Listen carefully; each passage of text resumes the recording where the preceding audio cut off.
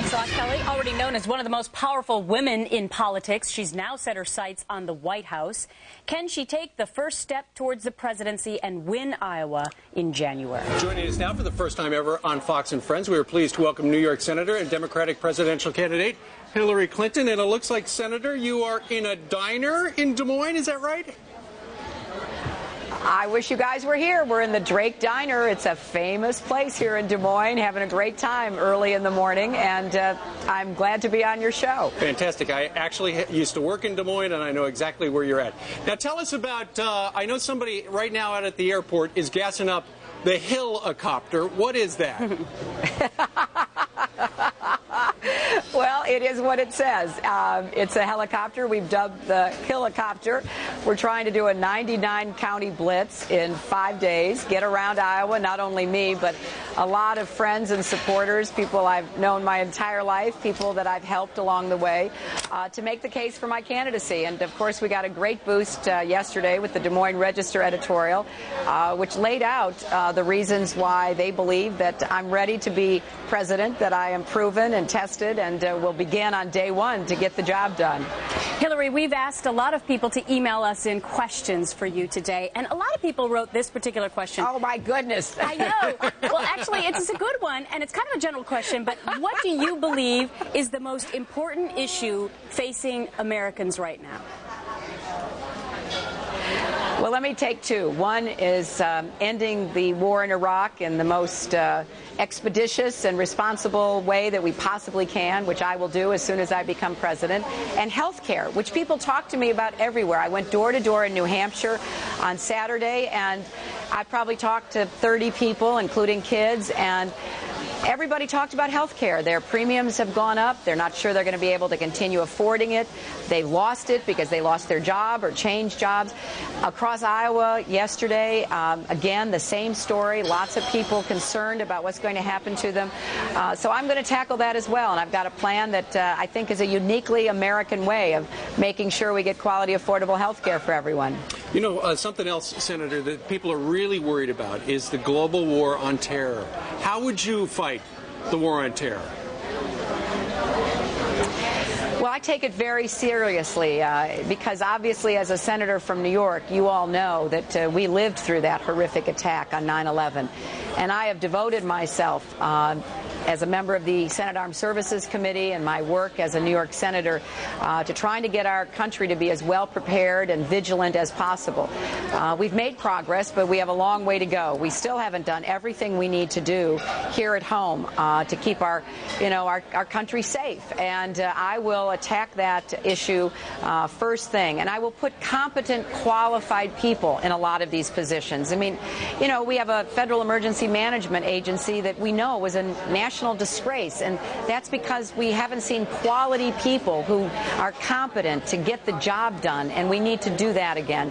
And obviously around the world, we've got to have more, allies in the war against terrorism, because ultimately we need people who are siding with us in countries across the globe, who if they know somebody, down the road who is, involved in some kind of terrorist training, or there's a bomb factory at the end of their street, they're going to want to turn those people in, because we've got to have a partnership in order to deter and defeat the terrorists. And I think I can do a better job of getting people around the world once again to feel common cause with America.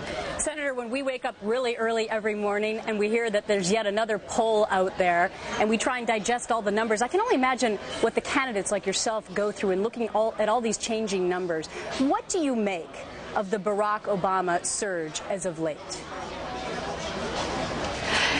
Gretchen, I really don't pay a lot of attention to that. Maybe it's because I don't have to get up, before the crack of dawn every morning and talk about it. I have a much longer view about this campaign, like I always have.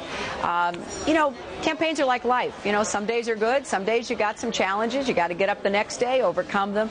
That's how I live my life. That's how I run my campaigns. And I feel really, really good about where my campaign is. I was obviously honored and thrilled by that Des Moines Register editorial because it laid out exactly what I believe the issue to be. Who is best equipped, experienced, and ready to make the kind of changes that Americans from across the political spectrum now not only know we need to make, but are anxious that we start rolling up our sleeves and making it. And I believe that I am that person. So I just keep focused on my campaign about what I want to do to help people, the vision that I have for America, the plans that I've put out there, and what I would do to hit that ground running on the very first day. Sure.